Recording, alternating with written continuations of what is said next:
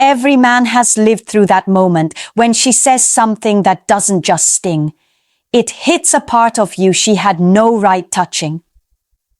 You stand there, stunned, wondering how a simple disagreement turned into an attack on your worth. Most men dismiss it. They tell themselves she was stressed, tired, emotional. But that's how you get trapped. Because there are 6 specific sentences women use that are not emotional slips. They're psychological tells. And once you know what they mean, you'll see your entire relationship differently. If you've ever felt like you're giving more than you're getting, or like you're being tested without knowing the rules, this is where it finally makes sense. Keep watching. These 6 phrases are the blueprint to understanding whether she respects you, or is slowly hollowing you out. There is a part of female communication most men will never see, because women rarely expose what's happening underneath the surface. But there's a secret pattern hidden inside certain sentences, a pattern that predicts whether she respects you or whether she's already stopped seeing you as an equal. These 6 phrases aren't popular to talk about because they reveal the side of female psychology no one wants to admit exists. Today, you'll hear the truth without filters. If you want more truths men deserve to know, like this video and subscribe. Then comment a promise to yourself. I will not ignore red flags anymore. Stay with me, because what you're about to learn will make certain past moments suddenly make perfect sense. Let's go deeper. Let's go. Number 1. A real man would... There's a particular quiet that happens in a room when a woman drops this line. It's not the silence of confusion. It's the silence of a man being measured and found lacking. You're standing there, trying to understand why a simple disagreement suddenly became a referendum on your masculinity, and she knows exactly what she just did. That line isn't an expression of need. It's a tactic, a way to reach past logic and stab directly into the softest part of you, your identity as a man.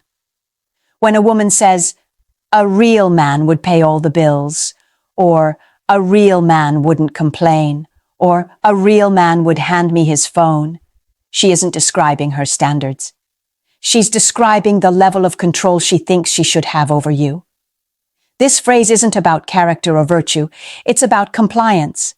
It's meant to trigger that instinct in you that whispers, prove her wrong, show her you're enough. And once it hooks you, she can move the goalpost anywhere she wants. Today, a real man buys what she wants. Tomorrow, a real man stops questioning her choices. Next week, a real man abandons his boundaries to keep her happy. It never ends, because the definition was never real to begin with. It shifts based on whatever benefits her in the moment. A woman using this line is running a test. She's not asking, "Are you masculine?" She's asking, "How easily can I manipulate your sense of masculinity?" If you fall for it, she learns exactly how to bend you. And if you react defensively, if you try to argue your worth, she wins twice. She gets the control, and she gets confirmation that the phrase works on you. A woman who respects you doesn't need to weaponize your gender to communicate a need. She'll say, "I'd appreciate more support," or "This behavior doesn't work for me," without cutting into your worth as a man. But a woman who says, "A real man would," isn't making a request. She's sending a warning about the way she sees power in a relationship. The strongest response isn't defensiveness, it's clarity. Look her in the eye and ask calmly, "What do you mean by real man in this situation?" Watch how she reacts when she's forced to define it. Most can't, because the power of the phrase comes from its vagueness. The moment she has to explain it, the illusion cracks. A woman who needs to push you down to lift herself up isn't looking for a partner. She's looking for leverage. And if that's the framework she operates from, believe me, she won't stop at one sentence. Number 2, I'm PMSing. You hear this one right after the explosion. Raised voice, Sharp insults, a slammed door, maybe even something thrown across the room. And then comes the justification, wrapped in 3 letters that are supposed to make you swallow the disrespect and stay quiet. I'm PMSing, as if that single phrase resets the entire conversation and wipes out everything she just said or did. Let me be blunt with you. PMS is real. The discomfort is real. The irritability, the sensitivity, the physical pain, those are not imaginary. But when a woman consistently uses PMS as a shield for her cruelty, she isn't asking for empathy. She's asking for immunity. She's telling you, accept anything I do because I can blame it on biology. There's a difference, a massive one, between needing understanding and demanding a free pass. A woman in genuine discomfort might say, I'm not feeling great today. Can we talk later? Or, I'm feeling on edge. I'll try to watch my tone. That is emotional maturity. It acknowledges the feeling, not excuses the behavior. But the woman who screams, curses, belittles, breaks boundaries, and then shrugs it off with, sorry, I'm PMSing, isn't dealing with hormones. She's avoiding accountability. And here's the dangerous part. Once she learns that you accept it, she'll use it as often as she pleases. She starts relying on your silence. Your tolerance becomes her safety net. And over time, she conditions you to believe that your role is to absorb her emotional dumping. You begin to think, maybe I should be more patient, or maybe this is just how women are. That's how learned helplessness forms, slowly, quietly, one excuse at a time. But biology cannot be an alibi for cruelty. Hormones might make emotions bigger, but they don't force someone to lose respect for you. That choice is always voluntary. And when a woman chooses to hurt you and later hides behind PMS, she's not just evading responsibility. She's training you to devalue your own emotional boundaries. You don't need to fight her. You don't need to diagnose her mood. You just need to separate feeling from behavior. You can say, calmly, I understand you're not feeling well, but disrespect is not something I'm okay with, no matter the reason. And then you watch. Pay attention to whether she adjusts after the moment passes, or whether she keeps using the same line every time things get heated. A woman who respects you will correct herself. A woman who doesn't will expect you to endure the next storm, and the next, and the next. Pain may explain emotions.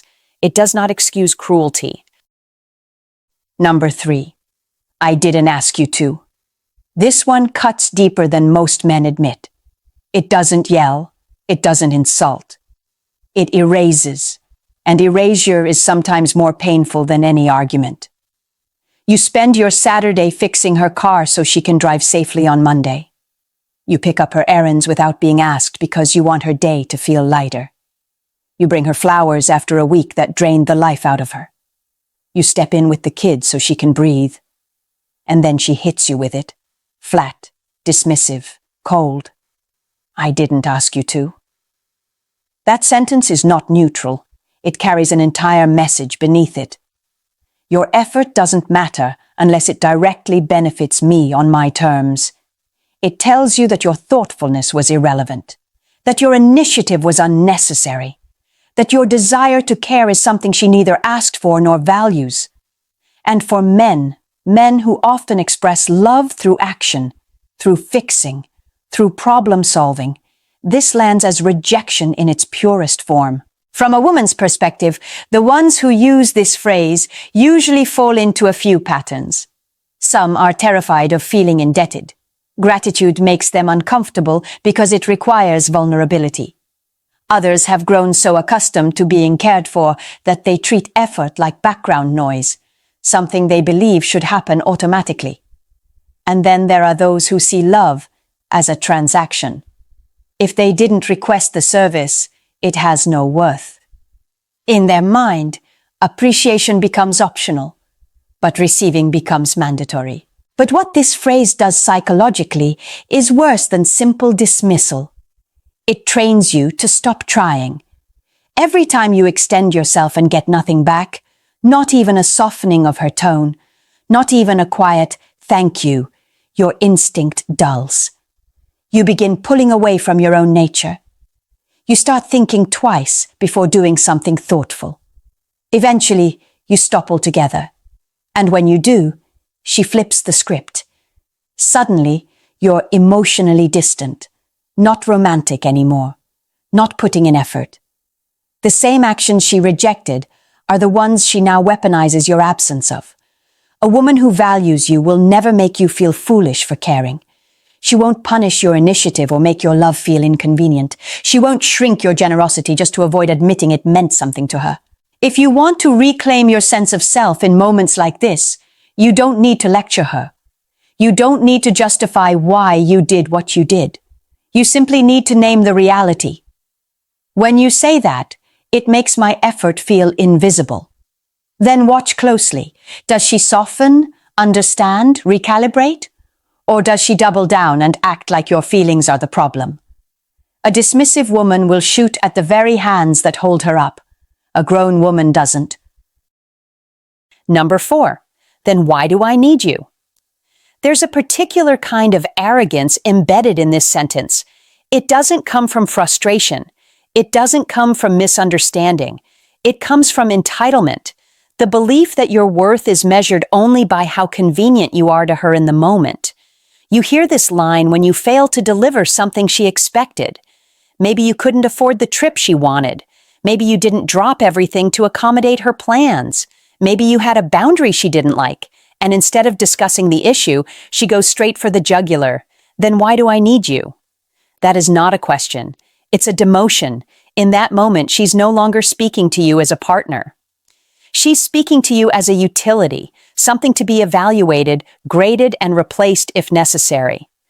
And the truth most men never say out loud is how dehumanizing it feels. Because beneath that sentence is a brutal implication. Your value exists only in the functions you perform. From a woman's perspective, this line often appears when she's operating from a transactional mindset. Women like this don't see relationships as an exchange of care. They see them as an exchange of benefits. They're doing a constant mental calculation. What am I getting? What am I missing? Is he delivering enough? And when the equation doesn't favor them in a single moment, they weaponize it. They don't say, I'm disappointed. They say, why are you even here? Psychologically, this activates something dangerous in men. It pushes you into a performance mindset where you start trying to justify your existence. You work harder. You give more. You shrink your needs. You bend your boundaries. You try to become indispensable so she'll never think that sentence again. But the tragedy is this. Once a woman sees you as replaceable, every effort you make only proves her right. You can't earn permanent worth from someone who only values temporary usefulness. A woman who genuinely loves you doesn't reduce you to a checklist. She doesn't treat adversity as an audit of your worth. She says, let's handle this together, not, what good are you right now? She looks at the whole man, not the momentary inconvenience. If you want to respond with strength, don't defend your value. Don't list everything you do. Don't argue for your place in her life. That only drags you deeper into the frame she created. Instead, stay calm and step out of it entirely.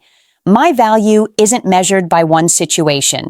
Then mirror it back. What makes you define my worth by what I provide right now? That question exposes the truth she was hoping to hide. If her feelings for you depend on what you can deliver at any given moment, she isn't building a relationship. She's managing a resource. And no matter how much you give, a woman who sees you as useful will never see you as irreplaceable. Number 5. I wasted my best years on you. This one doesn't shout. It doesn't explode. It lands like a slow, heavy weight dropped right onto your chest. Because it isn't just criticism, it's a full rewrite of history. A sentence designed to turn every good year into a regret, every sacrifice into a loss, and every moment you shared into something she now wishes she'd given to someone else.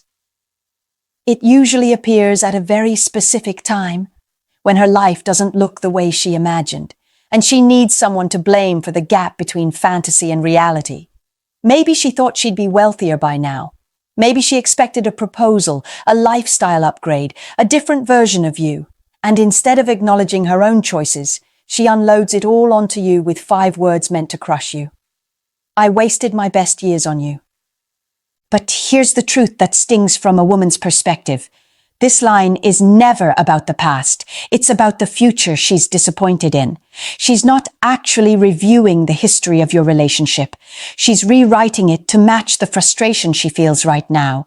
It's a psychological defense mechanism called narrative distortion. When someone is unhappy with their current reality, they go back and redraw the past to justify the dissatisfaction. The emotional danger for men is how deeply this embeds guilt. You start replaying the years in your head, wondering if you really held her back. You question whether you should have done more, been more, pushed harder. You begin carrying responsibility for a life that was always from the beginning a series of choices made by two adults, not one. And that's the part most men forget. She wasn't forced to stay. She stayed because she wanted to. Whatever those years were, easy, hard, beautiful, messy, they were shared decisions. Her calling them wasted doesn't change the truth. It only reveals the resentment she hasn't dealt with. A woman who loves you won't weaponize time. She won't turn your shared history into emotional ammunition. She won't take the very years you built together and throw them back at you as proof you never measured up. She'll talk about disappointment honestly, without rewriting the timeline to crown herself the victim. When she drops this line, do not fall into the trap of defending your past. Don't recite everything you did. Don't try to convince her those years meant something. That turns you into an attorney arguing the value of a life you both lived. Instead, return the responsibility to where it belongs. If being with me feels like a waste to you, then continuing would be a bigger waste for both of us. Calm, direct, unapologetic. Because when a woman is willing to call her own past trash just to punish you, she's telling you something important. She doesn't respect the road that got you here. And if she doesn't respect the past, she won't respect the future either. Number 6, if you don't like it, go find someone else. This sentence isn't spoken in fear of losing you. It's spoken in confidence that she won't. You can hear it in her tone, the casual arrogance, the dismissive shrug, the certainty that you're too invested, too attached, too afraid of the fallout to do anything but stay exactly where you are. And that's the real message hidden inside this phrase. I believe you won't leave me, no matter how I treat you. It usually surfaces when you bring up something that genuinely hurts you.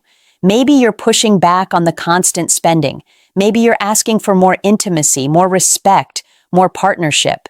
Maybe you're addressing patterns she's ignored for months. Instead of engaging with the issue, she fires off her favorite ultimatum. If you don't like it, go find someone else. She's not offering freedom. She's testing your captivity. From a woman's perspective, this line is strategic. It's a bluff, but a confident one. She's counting on your fears. The kids, the finances, the time invested, the fear of starting over, the instinct to avoid conflict. She's banking on the fact that you'll choose the discomfort you know over the uncertainty you don't. And when she sees you back down, the power imbalance widens. The relationship stops being a partnership and becomes a hierarchy, hers above yours. Psychologically, this phrase hits men in a tender place. It makes you feel disposable, replaceable, like your concerns don't matter and your presence is optional. It also traps you in a mental cage. If you stay, you feel weak. If you leave, you feel guilty. That's how learned helplessness forms, not through violence, not through chaos, through consistent dismissal. A woman who values you doesn't dare you to leave. She fears losing you. She respects your needs enough to stay in the conversation, even when the truth is uncomfortable. She doesn't use your commitment as leverage. She doesn't weaponize your loyalty. When you hear this line, you don't need to raise your voice. You don't need to match her challenge. You don't need to prove anything. The most powerful response is calm, grounded clarity. I'm not looking for someone else. I'm looking for respect. And then you watch. Because the moment she realizes you won't collapse under that threat, her dynamic with you shifts. But here's the part you need to understand. If she continues repeating this line, she's not communicating. She's setting the terms of the relationship. She's telling you that her comfort matters more than your dignity. and that the cost of staying is accepting a life where your feelings are optional and your boundaries are negotiable. That sentence isn't a warning, it's an invitation, and a man who respects himself knows exactly when to accept it. There's a moment, usually when the house is quiet and the weight of everything finally settles, when a man realizes the truth he's been avoiding. These 6 sentences were never slip-ups. They weren't moments of stress or bad timing or emotional overload. They were windows. They revealed exactly how she saw him, long before he ever admitted it to himself. A real man would, "I'm PMSing. I didn't ask you to. Then why do I need you? I wasted my best years on you. If you don't like it, go find someone else." These aren't communication issues. They're patterns of contempt. They expose a mindset where your effort is expected, your feelings are inconvenient, your boundaries are negotiable, and your worth is determined by how much you can provide or endure. They're rooted in entitlement, in the belief that you won't leave, that you're too loyal or too tired or too afraid to choose yourself. A woman who loves you doesn't talk this way. She doesn't rewrite the past to punish you. She doesn't weaponize biology, time, or shame.